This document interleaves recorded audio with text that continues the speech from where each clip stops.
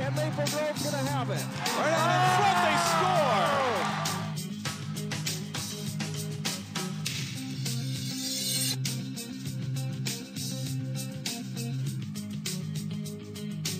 Welcome to the Sports Jam for the week of October 20th. I'm John Jacobson. I'm Jay Wilcox. This week on the show, regular season finale highlights and a look ahead to sections in football. And we'll meet a football standout from Breck.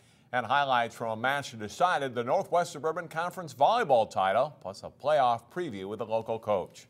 Up first, section championship games in soccer. Park Center's girls soccer team had won a school record 15 matches coming into their Section 5A final against Totino Grace. But the Pirates had never broken through section play and advanced on to state. The Pirates and Totino Grace meeting for a second year in a row in the 5A final. Grace had won last year. It doesn't take long for the Pirates to get on the board. Abby Arsenault with a corner kick, Molly Munson with the header, and Park Center scores in the first minute of the match. Second half and a good scoring chance for the Eagles. Ariano Del Moro's shot, though, bangs off the crossbar before the Pirates can clear it away. A few minutes later, Park Center's Danielle Schaub gets past two defenders, passes to Jill Rosby, and she scores. 2-0 Pirates midway through the half. Under 3 minutes to go, and the Pirates turn it over in their own end, and it leads to an Eagles goal. Chase Miller to Abby Palma to make it 2-1. The Pirates hang on, and they win 2-1. They're headed to state for the first time, beating their playoff nemesis to do it. It's been on my mind all week. It was very hard to focus at school, especially because this isn't, last year wasn't the first time we lost to them in a final or a semifinal. It's what I've wanted ever since sophomore year, since I've been on the squad. So much support, so much joy from our team and the parents and our coaches, and it's just unbelievable right now. The Pirates earned the third seed for their first state tournament. Park Center plays Albert Lee Wednesday at 7:30 at Park Cottage Grove. Wayzata is hoping to get back to state in girls soccer after missing out in 2013. Hopkins, meanwhile, was playing in its fourth straight Section 6 AA girls final. These teams split their two regular season matches. First half, a crossing pass by Emily Sullivan, headed in by Bailey Hyde for the first goal. Wayzata's up 1-0 at the half. Early second half, Hopkins gets a penalty kick. Rachel St. Clair drills it into the left corner. That ties the match at 1. Hopkins controlled play in the second half. Wayzata gets a good chance to win it in the final 30 seconds.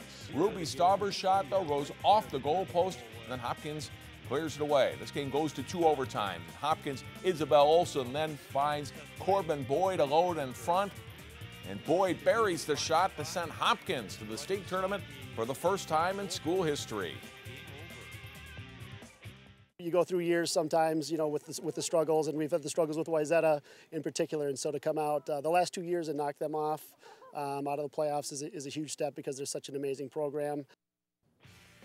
The unseeded Royals get a tough draw in the quarterfinals. They face top seed Egan. That's Tuesday at 5:30 in Cottage Grove. In boys soccer, Maple Grove took aim at the Section 5 AA championship. The unbeaten Crimson meeting Mounds View for the title. Maple Grove gets on the board after a corner kick. The ball is deflected over to Daniel Cortez, and he turns and puts it away for a 1-0 Crimson lead in the first half. Not too long later, Trevor Gift's long throw-in leads to another goal. It's knocked around in front, and Reed Diamond taps it to Cortez, and he'll bury a well-placed shot for a 2-0 Crimson lead on a night where they play very well. Maple Grove looking for more. Garrett Maupin to Kevin Hoof to Ryan Dubois, but he is stopped on a close-in chance. The Crimson maintain a 2-0 lead at the half. Second half, and Maupin's free kick from the corner hits the near side goal post. It bounces out front, and the big group of players, Diamond gets his foot on it to put it away for a 3-0 Maple Grove lead, and they are on their way as Maple Grove celebrates the Section 5 title with a dominant 3-0 win. It's unbelievable to be at least 8th best in the state. Finally getting to state after last year, disappointing loss in section finals. It's great. Maple Grove is the #2 seed for the AA tournament. They face Rosemount in the quarterfinals at Osseo on Tuesday. Wayzata's boys beat St. Louis Park 5-1 very early in the season. The rematch came in the Section 6 AA championship at Wayzata. Off a long goal kick, St. Louis Park's Connor Bellingham leaves it for John Kinney, and he lofts it over the keeper and in. The Orioles score just 2:02 into this contest. But Wayzata quickly has an answer. Lewis O'Connor gets it to Ethan Took, and he chips it over the charging goalkeeper and in. It's 1-1, just 3.5 minutes into the game. A couple minutes later, Took spins outside past the defender and crosses it to Clay Elmore for the redirect. The Trojans go up 2-1, and that's the score at halftime as well. After Park ties it in the second half, Took crosses it to Arthur Perrins, who heads it to Elmore for a header goal. The Trojans go back in front at 3-2. Elmore adds his third of the game on a direct free kick as Wayzata reaches the state tournament for the first time since 2009 with a 4-2 win. They stuck with the game plan even when Park took the lead. No, I think we just started to click. I mean, we have our system and it works when we play it well, so we just started clicking then. Wayzata is the number 4 seed for the state tournament, and they'll face Rochester John Marshall in the quarterfinals Wednesday at Chisago Lakes. Totino Grace face top seed De La Salle in the Section 5A boys final. The Islanders start strong. Christian Cardio lining up the left-footed shot and hits it perfectly in. 1-0, just 4:45 into the game. Less than 5 minutes later, Michael Wagman receives the pass, slides it to Joey Farah, and he rolls it just inside the goal post, and it's 2-0 Islanders. But Bill Vance's Eagles settle down. Off a corner kick, the Islanders keeper knocked down on the scramble, and Jack Conroy scores to get Grace on the board early in the second half. And check out the tying goal. Hamza Thompson with the perfect cross. Ibuma Namara heads it home. Totino Grace fights back to even the game up at 2-2. Looks like overtime is coming, but Christopher Riera delivers a good pass to Cardio, and he tucks it in with just 51 seconds left in regulation. The Islanders advance to state for the first time with a 3-2 win. Breck, Jay, another local boys soccer team fell just short. Mustangs lost to Chaska in the Section 6A final. Yeah, they had a good season, but always a tough one when you end in those playoff games, especially at home like that. Still to come, highlights from the final week of the regular seasons in both football and volleyball, plus a look ahead to section play. Welcome back to Sports Jam. The Northwest Suburban Conference volleyball race was a good one this fall, and the title came down to a head-to-head matchup between Champlin Park and Blaine. Champlin Park dominates set 1. Sydney Hilly delivers the kill, and the Rebels take it 25-8. Set 2 is tight early. Laura Snyder with the hit down the line for the kill for Blaine, but Champlin Park goes on a run. Hilly sets to Hannah Crimble for the kill over the Blaine defense. Then it's Hilly with a huge kill down the middle. The Rebels win set 2, 25-14. Set 3, Blaine starts well again. Sophie Stepanek rips the hit for a 9-6 lead. The Rebels keep it close though. Hilly with the short set to Crimble for the kill here.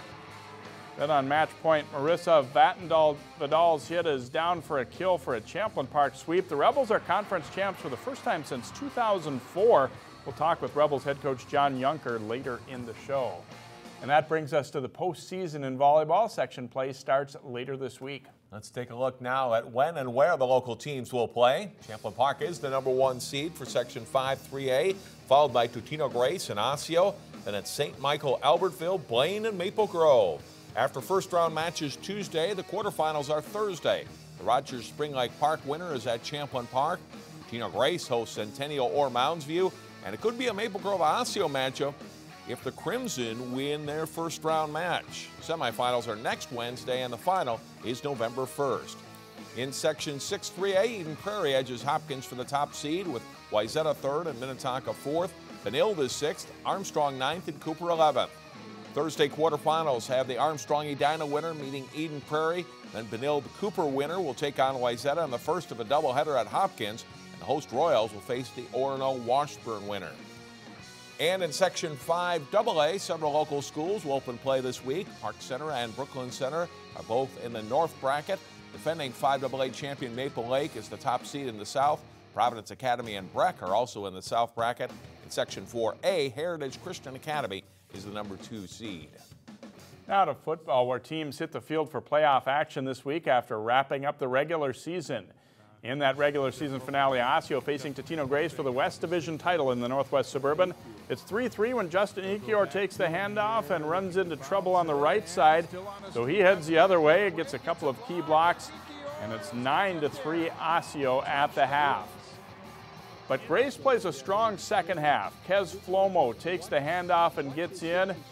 He rushes for nearly 200 yards on the night. It's 10-9 Grace after this one. Osseo comes right back, though, with a great catch to set up a TD. Demario Armstrong hauls it in, and it sets up an Ekior TD, and Osseo leads 17-10 after 3.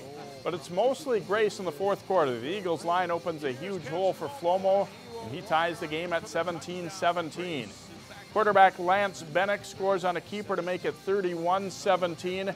Osseo makes it interesting with a late TD, but Totino Grace wins 31-24, so Grace, Osseo, and Maple Grove share the conference title. Also in the Northwest Suburban, Champlin Park hosted Anoka, second quarter. Anoka's Sam Licari powers in from 3 yards out, and the Tornadoes lead 14-7 at the break. But on the opening kickoff of the second half, Champlin Park's Marty Hill fields it at the 1, finds a lane up the middle, then bounces outside, and he is gone. It's a 99-yard touchdown for Hill. And just like that, we're tied up at 14 all. Anoka answers, and it's Licari again. He'll get loose for a 38-yard touchdown run here.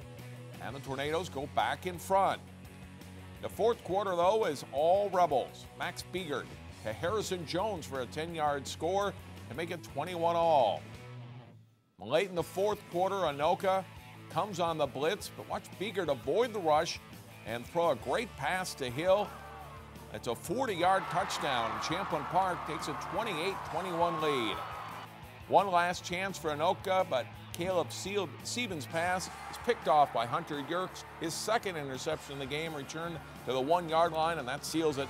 Champlin Park wins the battle for the paddle, 28-21, the final. Cooper wrapped up its first season in the Metro West Conference last week. Senior night at Cooper as the Hawks hosted Chaska. The option works well for the Chaska Hawks here as Garrett Gleaden takes the pitch and gets upfield in a hurry. He's just about untouched on this play. He goes 64 yards for a touchdown for a 7-0 Chaska lead. Cooper comes right back, though. Philip Howard fakes the handoff and then gets in for the 2-yard TD. They fail on the conversion, and 7-6 Chaska after 1. Up 14-6 late in the second, Chaska strikes again as Sean Engel goes up to get the Justin Arnold pass in the corner of the end zone, and Chaska leads 21-6. But watch how the half ends. Derek Williams fields the kickoff here. A lot of traffic in front of him, but he breaks a couple of tackles and gets around the left side.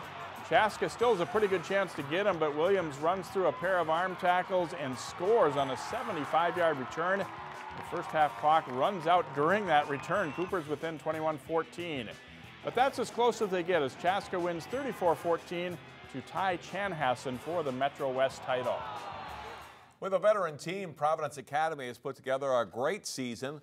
The IMAC Conference champions tuned up for the postseason with a non-conference game against Spectrum School of Elk River on another senior day. Second play of the game from scrimmage, Providence quarterback Henry Van Dellen on the play action hits Matt Richelson down the middle for a 46-yard touchdown pass. The Lions make the extra point and lead 7-0 less than a minute into the game. After Spectrum scored to pull within 7-6, kickoff goes to Connor White, and the senior sprinter takes it right up the middle, and he is gone untouched. White goes 81 yards for a score. Providence leads 14-6 after a quarter. Second quarter, and Van Dellen pitches the ball to Jackson Baird. He sweeps around left end and scores from 33 yards out for the Lions' third touchdown of the day. They go on to win at 34-12. Providence finishes the regular season 8-0. That brings us to playoff time in football. It'll be a busy week of games Tuesday, Friday, and Saturday in the area. Teams in smaller classes start Tuesday. In Section 6-4A, 4-seed Park Center hosts Fridley in a rematch of last season. In Section 2-3A, Breck hosts Patrick Henry. In Section 4-2A, Brooklyn Center is at Concordia Academy. And in Section 2 of 9-man, West Lutheran is at Randolph. Cooper, Benilde, and Providence Academy have byes into Saturday's semifinals. The big schools in Class 6A start the playoffs Friday. In Section 5, top seed Maple Grove hosts Coon Rapids. 5th seed Champlin Park plays at number 4 seed Osseo. Second seed Totino Grace hosts Anoka. In Section 6, Wayzata is at Minnetonka. Armstrong travels to face number 2 seed Prior Lake, and Hopkins hosts Edina. It's set for some great games in the coming weeks. That's right. You wipe the slate clean. Everybody's 0-0 now as the playoffs get started here. Next up in our Sports Jam Spotlight, meet a Breck football standout from Brooklyn Park who is wrapping up a great career. A power early in the 2000s, the Breck football team has been up and down in recent seasons. In this week's Sports Jam Spotlight, we meet a standout senior for the Mustangs who has helped lead a resurgence this fall. Number 44. As the football playoffs begin, Kwaku Bodom knows his Breck career is coming to an end. It's flashed by so fast. I just still remember my freshman year jumping around behind Coach Martin on the sidelines to put me in. It's awesome. It's been great. Backside counter red, right here. Bodom's finishing his 4th year with the Breck varsity and earned all conference honors the past 2 seasons. He entered the Mustangs' last regular season game as their leading tackler by far and had an interception return for a touchdown earlier this season. He's a very good football player who brings more to the table than just skill. I'd say I'm best at tackling, but I'm also really good at rallying the teammates when we make mistakes. Kwaku is one of those cornerstone kind of guys that you can count on each and every week. You know, and this year he's really reaching his potential as a leader. He's always been a good football player, but as a leader, he's really taken these younger kids under his wing and really showed them what it's like to be a leader in this program and set the foundation. While many of his friends go to big schools like Osseo Park Center and Champlin Park, Brooklyn Park resident Bodom's happy with his decision to attend Breck. I decided to go to Breck because I was thinking about the long run of my life, and having the opportunity to go there, to go here is just so special, so extraordinary. It wasn't for sports, it was for academics, but the sports has helped me along the way and made me a better person and made me think about, you know, who I want to be on the football field too. He's friends with Northwest Suburban Conference football standouts like Adam Verge of Park Center and Detrice Malsumo of Champlin Park and follows their progress.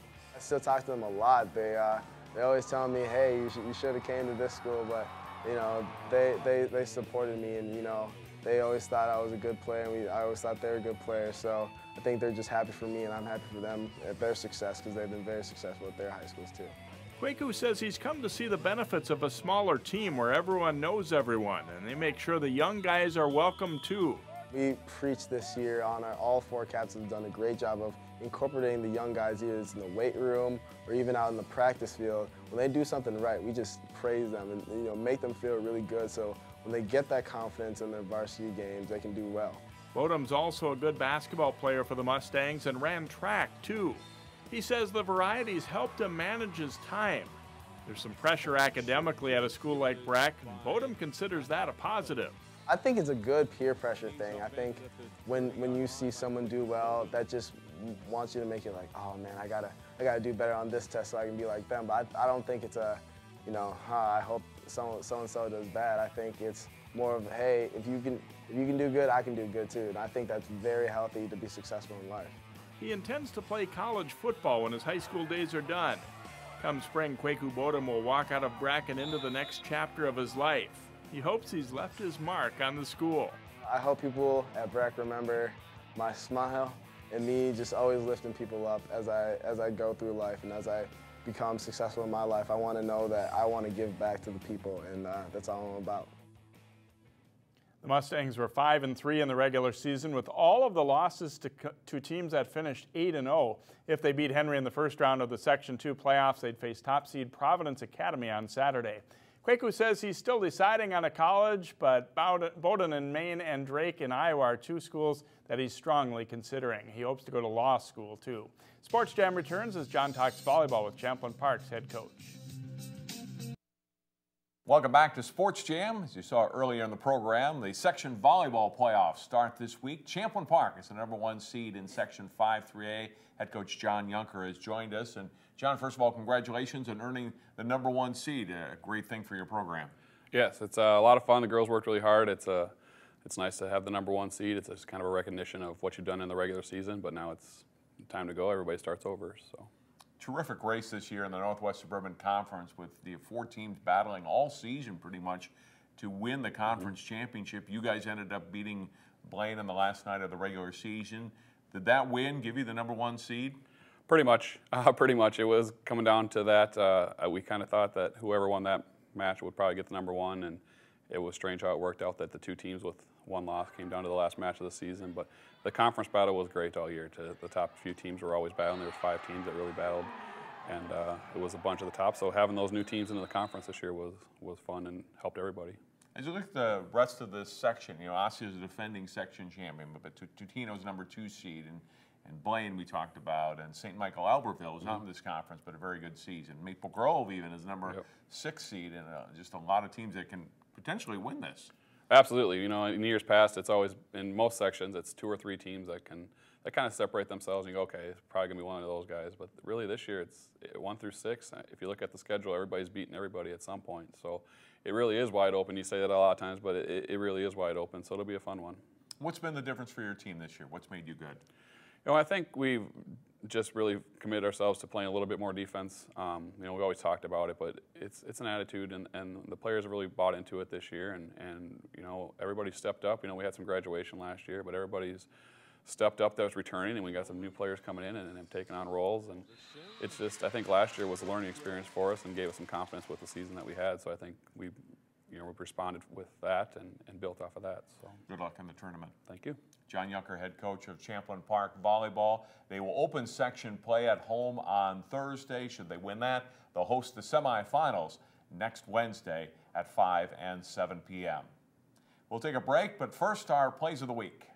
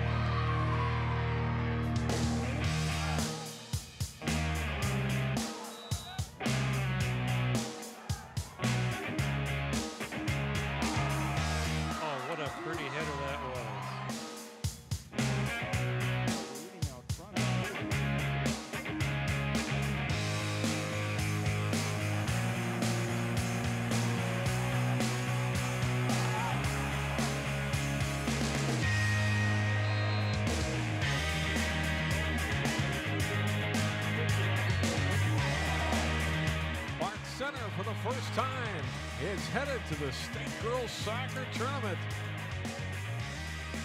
Local Vote 2014 focuses on the candidates that make key decisions affecting your life close to home. Watch 12 News each day as you decide who will represent you in the City Council and in the state legislature. Hear from the candidates who will decide important issues affecting local jobs, streets, crime, schools, and taxes. They make the decisions that affect you. And watch your vote count live election night on Local Vote 2014 on 12 News. Get your costume set for the Monster Mash Dance on Friday, October 24th at the Crystal Community Center. It's for youth grades 5 through 7. Get more details at 12.tv. Our game of the week is a quarterfinal round game in the Section 5 Class 6A football playoffs as Osseo hosts Champlin Park. The game is Friday night at 7 at Osseo. You can watch it Saturday on Channel 12 and 12.tv at 7 and 10 p.m. And that'll about do it for this week's program. Plenty of section and state tournament highlights coming your way next week here on Sports Jam. See you then.